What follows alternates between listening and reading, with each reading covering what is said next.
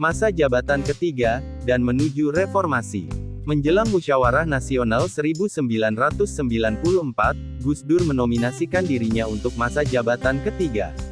Mendengar hal itu, Soeharto ingin agar Wahid tidak terpilih. Pada minggu-minggu sebelum Munas, pendukung Soeharto, seperti Habibie dan Harmoko, berkampanye melawan terpilihnya kembali Gus Dur. Ketika musyawarah nasional diadakan, tempat pemilihan dijaga ketat oleh ABRI dalam tindakan intimidasi. Terdapat juga usaha menyuap anggota NU untuk tidak memilihnya. Namun, Gus Dur tetap terpilih sebagai ketua NU untuk masa jabatan ketiga. Selama masa ini, Gus Dur memulai aliansi politik dengan Megawati Soekarnoputri, dari Partai Demokrasi Indonesia atau PDI.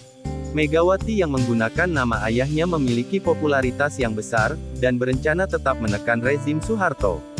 Wahid menasihati Megawati untuk berhati-hati, dan menolak dipilih sebagai presiden untuk sidang umum MPR 1998. Megawati mengacuhkannya, dan harus membayar mahal ketika pada Juli tahun 1996, markas PDI-nya diambil alih oleh pendukung ketua PDI yang didukung pemerintah, Suryadi. Melihat apa yang terjadi terhadap Megawati, Gus Dur berpikir bahwa pilihan terbaiknya sekarang, adalah mundur secara politik dengan mendukung pemerintah. Pada November tahun 1996, Wahid dan Soeharto bertemu pertama kalinya sejak pemilihan kembali Gus Dur sebagai ketua NU, dan beberapa bulan berikutnya, diikuti dengan pertemuan dengan berbagai tokoh pemerintah, yang pada tahun 1994 berusaha menghalangi pemilihan kembali Gus Dur. Pada saat yang sama, Gus Dur membiarkan pilihannya untuk melakukan reformasi tetap terbuka, dan pada Desember tahun 1996 bertemu dengan Amin Rais, anggota ICMI yang kritis terhadap kebijakan-kebijakan pemerintah. Juli tahun 1997 merupakan awal dari krisis finansial Asia. Soeharto mulai kehilangan kendali atas situasi tersebut. Gus Dur didorong untuk melakukan reformasi dengan Megawati dan Amin, tetapi ia terkena stroke pada Januari tahun 1998. Dari rumah sakit, Wahid melihat situasi terus memburuk dengan pemilihan kembali Soeharto sebagai presiden, dan protes mahasiswa yang menyebabkan terjadinya kerusuhan Mei tahun 1998, setelah penembakan 6 mahasiswa di Universitas Trisakti. Pada tanggal 19 Mei tahun 1998, Gus Dur bersama dengan 8 pemimpin penting dari komunitas Muslim, dipanggil ke kediaman Soeharto. Soeharto memberikan konsep komite reformasi yang ia usulkan. 9 pemimpin tersebut menolak untuk bergabung dengan komite reformasi. Gus Dur memiliki pendirian yang lebih moderat dengan Soeharto, dan meminta demonstran berhenti untuk melihat apakah Soeharto akan menepati janjinya. Hal tersebut tidak disukai Amin, yang merupakan oposisi Soeharto yang paling kritis pada saat itu. Namun, Soeharto mengumumkan pengunduran dirinya pada tanggal 21 Mei tahun 1998. Wakil Presiden Habibie menjadi presiden menggantikan Soeharto.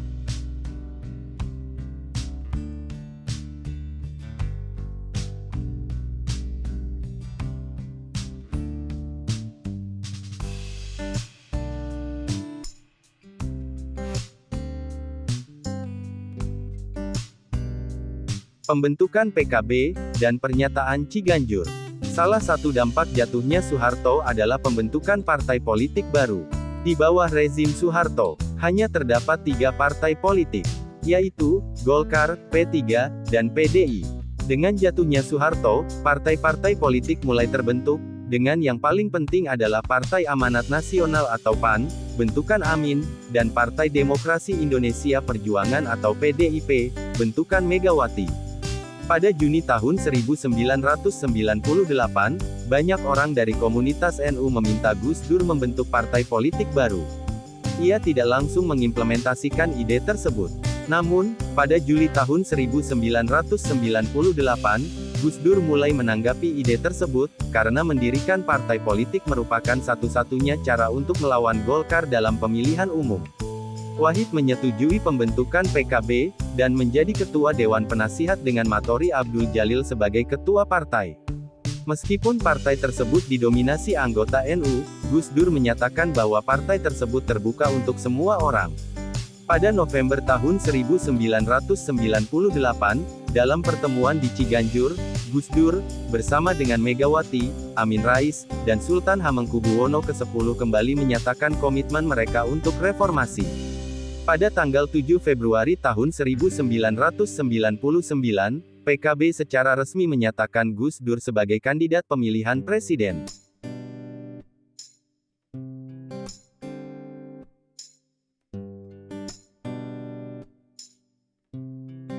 Pemilu 1999, dan Sidang Umum MPR. Pada Juni tahun 1999, Partai PKB ikut serta dalam arena pemilu legislatif. PKB memenangkan 12% suara dengan PDIP memenangkan 33% suara. Dengan kemenangan partainya, Megawati diperkirakan akan memenangkan pemilihan presiden pada sidang umum MPR. Namun, PDIP tidak memiliki kursi mayoritas penuh, sehingga membentuk aliansi dengan PKB. Pada Juli, Amin Rais membentuk Poros Tengah, koalisi partai-partai Muslim. Poros Tengah mulai menominasikan Gus Dur sebagai kandidat ketiga pada pemilihan presiden, dan komitmen PKB terhadap PDIP mulai berubah. Pada tanggal 7 Oktober tahun 1999, Amin dan Poros Tengah secara resmi menyatakan Abdurrahman Wahid sebagai calon presiden. Pada tanggal 19 Oktober tahun 1999, MPR menolak pidato pertanggungjawaban Habibie, dan ia mundur dari pemilihan presiden. Beberapa saat kemudian, Akbar Tanjung, Ketua Golkar dan Ketua Dewan Perwakilan Rakyat menyatakan Golkar akan mendukung Gus Dur. Pada tanggal 20 Oktober tahun 1999, MPR kembali berkumpul dan mulai memilih presiden baru.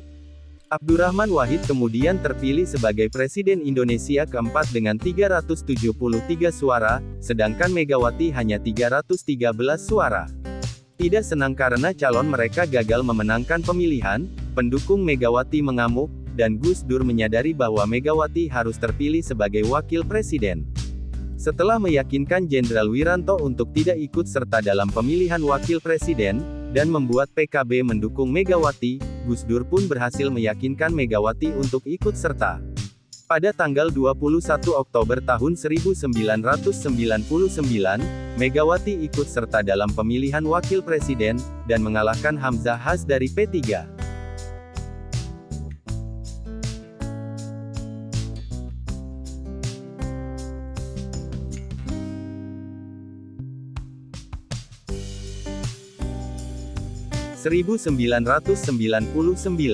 Kabinet pertama Gus Dur, Kabinet Persatuan Nasional, adalah kabinet koalisi yang meliputi anggota berbagai partai politik. PDIP, PKB, Golkar, P3, PAN, dan Partai Keadilan. Non-partisan dan TNI juga ada dalam kabinet tersebut. Wahid kemudian mulai melakukan dua reformasi pemerintahan. Reformasi pertama adalah membubarkan Departemen Penerangan, senjata utama rezim Soeharto dalam menguasai media. Reformasi kedua adalah membubarkan Departemen Sosial yang korup. Pada November tahun 1999, Wahid mengunjungi negara-negara anggota ASEAN, Jepang, Amerika Serikat, Qatar, Kuwait, dan Yordania. Setelah itu, pada bulan Desember, ia mengunjungi Republik Rakyat Tiongkok. Setelah 1 bulan berada dalam Kabinet Persatuan Nasional, Menteri Koordinator Pengentasan Kemiskinan, Menko Taskin, Hamzah Has, mengumumkan pengunduran dirinya pada bulan November. Muncul dugaan bahwa pengunduran dirinya diakibatkan karena Gus Dur menuduh beberapa anggota kabinet melakukan korupsi, selama ia masih berada di Amerika Serikat. Beberapa menduga bahwa pengunduran diri Hamzah Has diakibatkan karena ketidaksenangannya atas pendekatan Gus Dur dengan Israel. Rencana Gus Dur adalah memberikan Aceh referendum. Namun referendum ini menentukan otonomi, dan bukan kemerdekaan seperti referendum Timor Timur. Gus Dur juga ingin mengadopsi pendekatan yang lebih lembut terhadap Aceh, dengan mengurangi jumlah personel militer di negeri Serambi Mekah tersebut. Pada tanggal 30 Desember, Gus Dur mengunjungi Jayapura di Provinsi Irian Jaya. Selama kunjungannya, Abdurrahman Wahid berhasil meyakinkan pemimpin-pemimpin Papua, bahwa ia mendorong penggunaan nama Papua.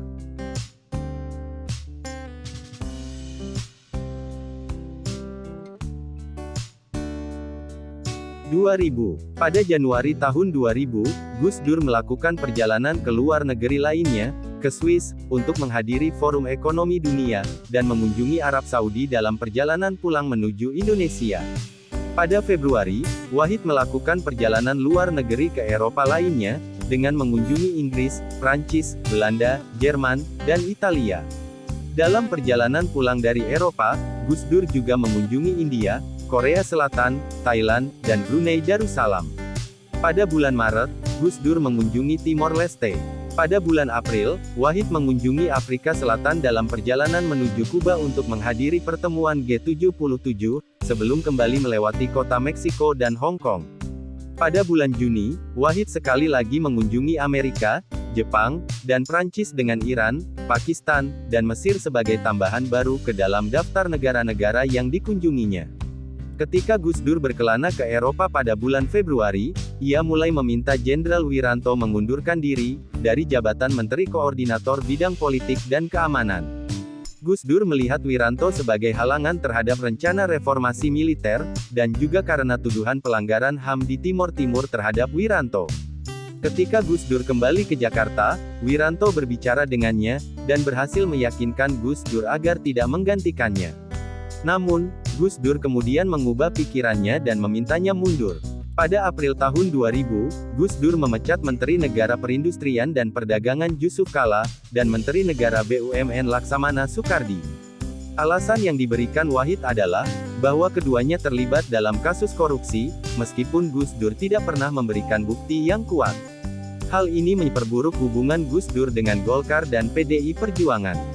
Pada Maret tahun 2000, pemerintahan Gus Dur mulai melakukan negosiasi dengan Gerakan Aceh Merdeka (GAM).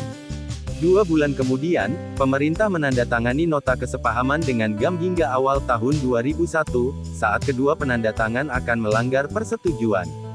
Gus Dur juga mengusulkan agar TEP MPRS nomor 29-MPR-1966 yang melarang Marxisme-Leninisme dicabut.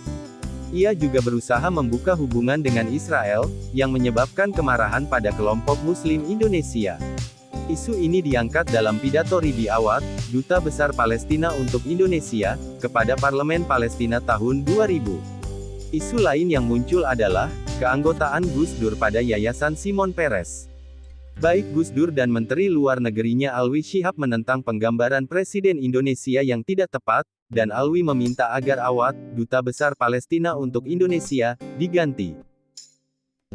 Dalam usaha mereformasi militer, dan mengeluarkan militer dari ruang sosial politik, Gus Dur menemukan sekutu yaitu Agus Wirahadikusumah, yang diangkatnya menjadi Panglima Kostrad pada bulan Maret.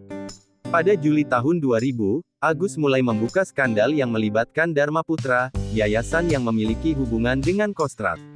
Melalui Megawati, anggota TNI mulai menekan Wahid untuk mencopot jabatan Agus. Gus Dur mengikuti tekanan tersebut, tetapi berencana menunjuk Agus sebagai Kepala Staf Angkatan Darat. Petinggi TNI merespon dengan mengancam untuk pensiun, sehingga Gus Dur kembali harus menurut pada tekanan. Hubungan Gus Dur dengan TNI semakin memburuk, ketika Laskar Jihad tiba di Maluku dan dipersenjatai oleh TNI. Laskar Jihad pergi ke Maluku untuk membantu orang Muslim dalam konflik dengan orang Kristen. Wahid meminta TNI menghentikan aksi Laskar Jihad, tetapi mereka tetap berhasil mencapai Maluku dan dipersenjatai oleh senjata TNI. Muncul pula 2 skandal pada tahun 2000, yaitu skandal Bulogate dan Brunei Gate. Pada bulan Mei, Badan Urusan Logistik atau Bulog melaporkan bahwa $4 juta Amerika menghilang dari persediaan kas Bulog. Tukang pijit pribadi Gus Dur mengklaim bahwa ia dikirim oleh Gus Dur ke Bulog untuk mengambil uang. Meskipun uang berhasil dikembalikan, musuh Gus Dur menuduhnya terlibat dalam skandal ini. Skandal ini disebut skandal Bulogate. Pada waktu yang sama, Gus Dur juga dituduh menyimpan uang $2 juta Amerika untuk dirinya sendiri. Uang itu merupakan sumbangan dari Sultan Brunei untuk membantu di Aceh. Namun, Gus Dur gagal mempertanggungjawabkan dana tersebut. Skandal ini disebut skandal Brunei Gate. Sidang umum MPR tahun 2000 hampir tiba, popularitas Gus Dur masih tinggi. Sekutu Wahid seperti Megawati, Akbar, dan Amin masih mendukungnya, meskipun terjadi berbagai skandal dan pencopotan menteri. Pada sidang umum MPR, pidato Gus Dur diterima oleh mayoritas anggota MPR. Selama pidato, Wahid menyadari kelemahannya sebagai pemimpin, dan menyatakan ia akan mewakilkan sebagian tugas. Anggota MPR setuju dan mengusulkan agar Megawati menerima tugas tersebut. Pada awalnya MPR berencana menerapkan usulan ini sebagai TAP MPR, akan tetapi keputusan Presiden dianggap sudah cukup. Pada tanggal 23 Agustus Gus Dur mengumumkan kabinet baru meskipun Megawati ingin pengumuman ditunda. Megawati menunjukkan ketidaksenangannya dengan tidak hadir pada pengumuman kabinet. Kabinet baru lebih kecil dan meliputi lebih banyak non-partisan. Tidak terdapat anggota Golkar dalam kabinet baru Gus Dur. Pada September, Gus Dur menyatakan darurat militer di Maluku, karena kondisi di sana semakin memburuk. Pada saat itu, semakin jelas bahwa Laskar Jihad didukung oleh anggota TNI, dan juga kemungkinan didanai oleh Fuad Bawazir, Menteri Keuangan terakhir Soeharto. Pada bulan yang sama, bendera bintang kejora berkibar di Papua Barat. Gus Dur memperbolehkan bendera bintang kejora dikibarkan, asalkan berada di bawah bendera Indonesia. Ia dikritik oleh Megawati dan Akbar karena hal ini. Pada tanggal 24 Desember tahun 2000, terjadi serangan bom terhadap gereja-gereja di Jakarta dan 8 kota lainnya, di seluruh Indonesia. Pada akhir tahun 2000, terdapat banyak elit politik yang kecewa dengan Abdurrahman Wahid. Orang yang paling menunjukkan kekecewaannya adalah Amin. Ia menyatakan kecewa mendukung Gus Dur sebagai presiden tahun lalu. Amin juga berusaha mengumpulkan oposisi, dengan meyakinkan Megawati dan Gus Dur untuk merenggangkan otot politik mereka. Megawati melindungi Gus Dur, sementara Akbar menunggu pemilihan umum legislatif tahun 2004. Pada akhir November, 151 anggota DPR menandatangani petisi yang meminta pemakzulan Gus Dur.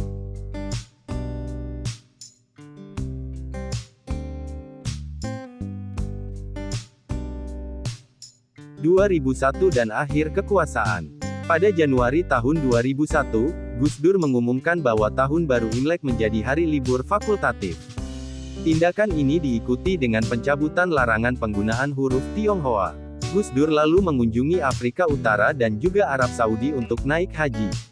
Abdurrahman Wahid melakukan kunjungan terakhirnya ke luar negeri sebagai presiden pada Juni tahun 2001, ketika ia mengunjungi Australia.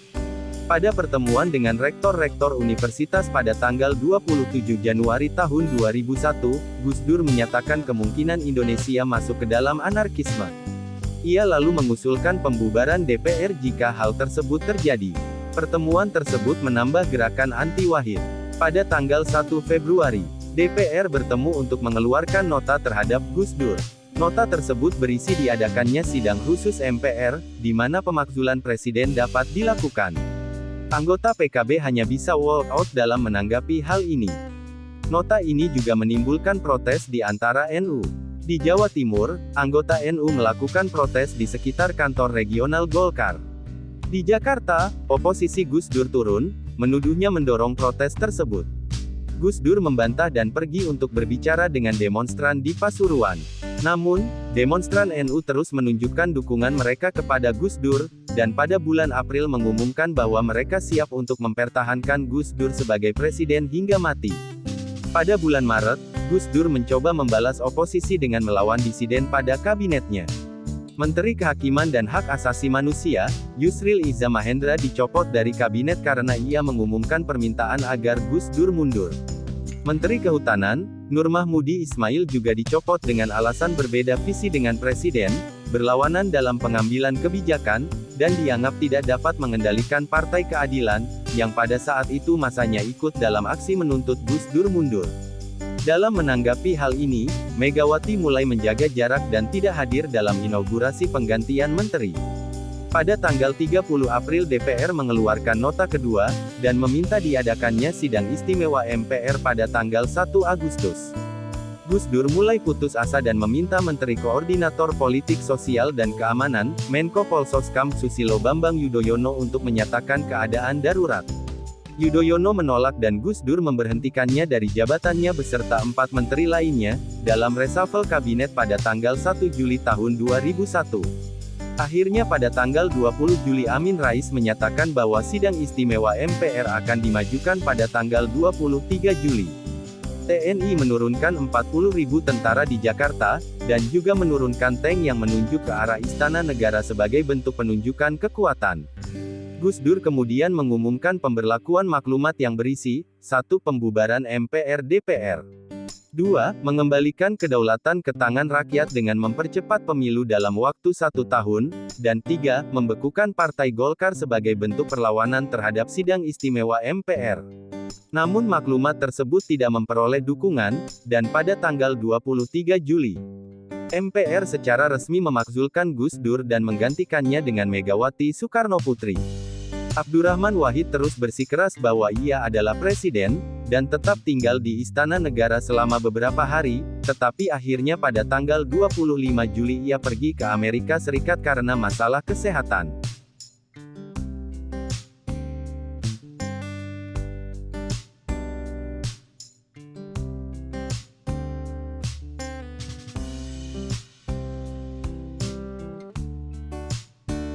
Perpecahan pada tubuh PKB.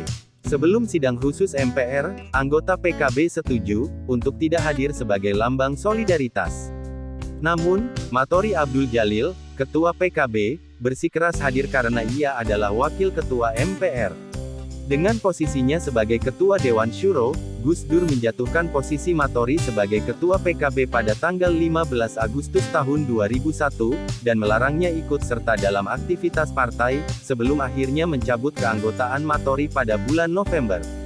Pada tanggal 14 Januari tahun 2002, Matori mengadakan Munas khusus yang dihadiri oleh pendukungnya di PKB. Munas tersebut memilihnya kembali sebagai ketua PKB. Gus Dur membalasnya dengan mengadakan Munasnya sendiri pada tanggal 17 Januari.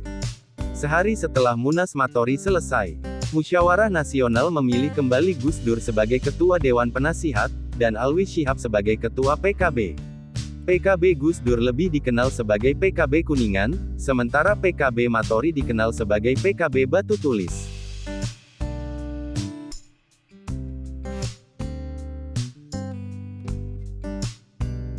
Pemilihan Umum 2004. Pada April tahun 2004, PKB berpartisipasi dalam pemilihan umum anggota DPR DPD dan DPRD Indonesia 2004, memperoleh 10,6% suara. Untuk pemilihan umum Presiden dan Wakil Presiden Indonesia 2004, di mana rakyat akan memilih secara langsung, PKB memilih Wahid sebagai calon presiden. Namun, Gus Dur gagal melewati pemeriksaan medis, sehingga Komisi Pemilihan Umum menolak memasukkannya sebagai calon. Gus Dur lalu mendukung Solahuddin yang merupakan pasangan dari Wiranto. Pada tanggal 5 Juli tahun 2004, Wiranto dan Solahuddin kalah dalam pemilu. Untuk pemilihan kedua antara pasangan Yudhoyono kalah, dengan Megawati Muzadi, Gus Dur menyatakan golput.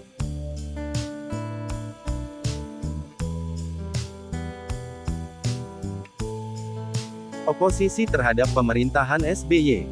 Pada Agustus tahun 2005, Gus Dur menjadi salah satu pemimpin koalisi politik yang bernama Koalisi Nusantara Bangkit Bersatu.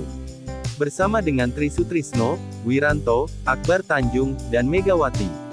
Koalisi ini mengkritik kebijakan pemerintahan Susilo Bambang Yudhoyono, terutama mengenai pencabutan subsidi BBM, yang akan menyebabkan naiknya harga BBM.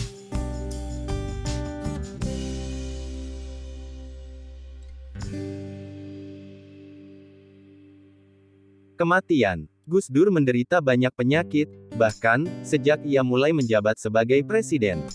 Ia menderita gangguan penglihatan, sehingga seringkali surat dan buku yang harus dibaca atau ditulisnya, harus dibacakan atau dituliskan oleh orang lain. Beberapa kali ia mengalami serangan stroke. Diabetes dan gangguan ginjal juga dideritanya.